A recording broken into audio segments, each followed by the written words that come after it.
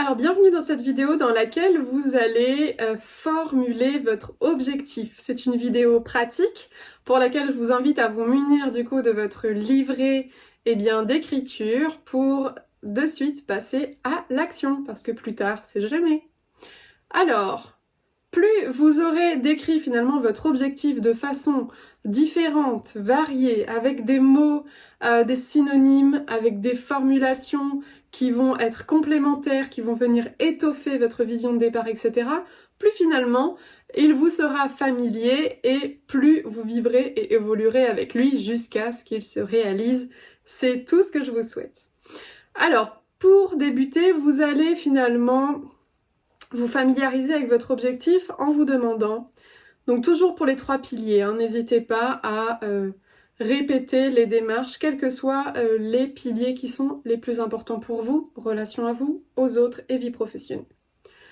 Donc votre objectif en question, c'est un peu comme un portrait chinois de votre objectif. Vous allez vous demander finalement, mon objectif, c'est quoi ? Répondez ce qui vous vient, la première chose qui vous passe par l'esprit. Ensuite, vous allez vous demander, mon objectif, c'est quand ? C'est combien ? Alors, combien de personnes ? Combien d'argent ? Combien de temps ? Bref, combien, peu importe. Notez ce qui vous vient. Ou combien de prestations vendues ? Ou combien de personnes à qui je vais oser parler ? Ou combien de kilos je vais perdre ? Combien ? Ensuite, avec qui ? Avec qui vous avez envie d'avancer sur ce chemin de la réalisation de votre objectif ? Finalement, est-ce que ça inclut d'autres partenaires ? Est-ce que c'est juste avec vous-même ? Est-ce que c'est avec votre compagnon, vos parents ? Bref, avec qui avez-vous envie de réaliser cet objectif ?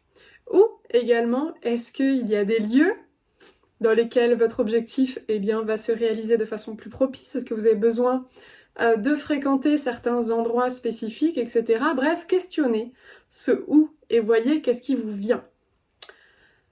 Ensuite, donc, on passe à votre objectif en 3 volets. Là, vous allez vraiment commencer à définir, à formuler plus clairement, plus précisément votre ou vos objectifs.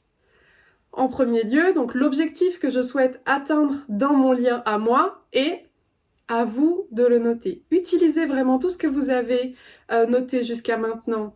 Faites des liens entre ce qui a été dit, les lieux, la temporalité, avec qui, quoi. Pensez à tout ça et formulez votre objectif.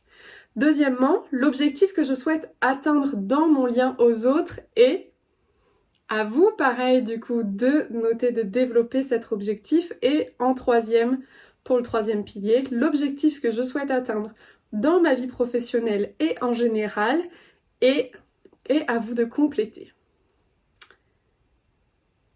Pour poursuivre, vous vous souvenez, on a parlé de l'objectif SMART, je vous disais qu'on allait y revenir un peu plus tard, et bien c'est maintenant.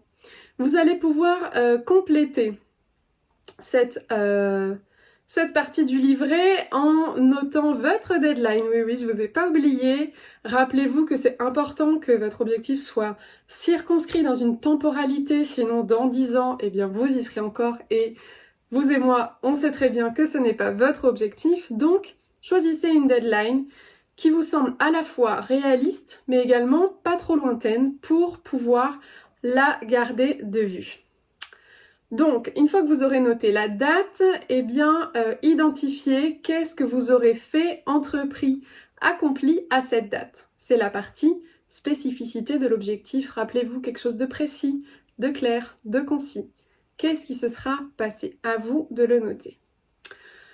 Ensuite, c'est très important, vu que la deadline sera certainement à moyen terme, voire parfois à long terme, que vous insériez des étapes intermédiaires. C'est pourquoi vous allez noter les 5 à 6 étapes intermédiaires pour atteindre votre gros objectif. Vous pouvez le faire quels que soient les piliers. N'oubliez pas également de noter les deadlines intermédiaires qui vont vous permettre finalement de rythmer et de planifier l'atteinte de vos objectifs et ces étapes-là. Encore une fois, l'essentiel et ce qui pourrait être vraiment un plus pour vous, ce serait non seulement d'identifier les deadlines, mais également de les noter dans votre agenda afin que vous ne les perdiez pas de vue, parce que vous vous en doutez bien, le cerveau, il est submergé d'informations en continu, et donc si vous ne vous donnez pas des moyens supplémentaires pour vous permettre d'atteindre votre objectif, eh bien ça va s'envoler parmi la masse de choses que vous aurez à faire par ailleurs et tout ce qui surviendra dans votre vie entre-temps. Donc pensez à identifier les étapes intermédiaires, donnez-leur une deadline qui soit réaliste et avec éventuellement des moyens mémotechniques, des dates clés pour vous, et notez-les dans votre agenda. Vous allez ensuite répertorier les moyens dont vous disposez pour ces différentes étapes.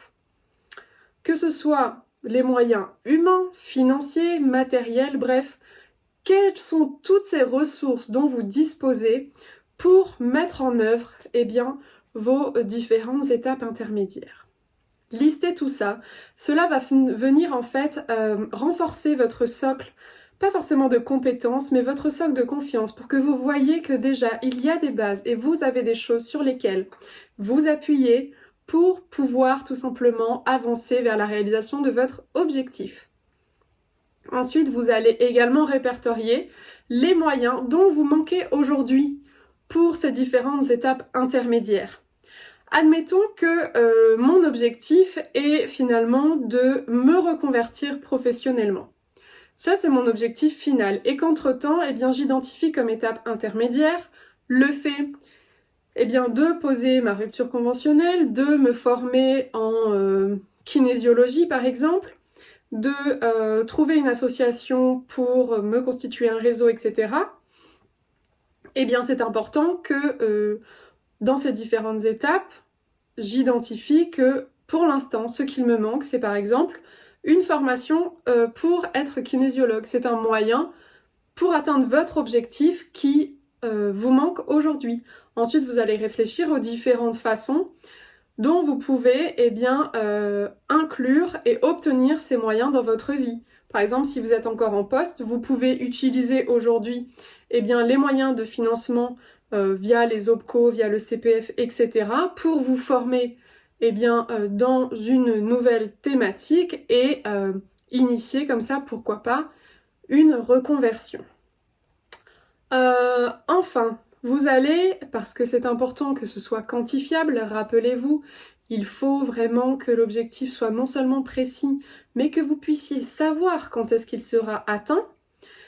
Vous allez donc noter, je saurai que j'ai atteint cet objectif, car, et à vous de lister finalement ces différents paramètres de quantifiabilité, si je peux dire les choses ainsi. Finalement, préférez un objectif du type je souhaite me reconvertir en qualité de kinésiologue et m'installer, avoir mon propre cabinet au 1er janvier 2021, plutôt que je souhaite me reconvertir.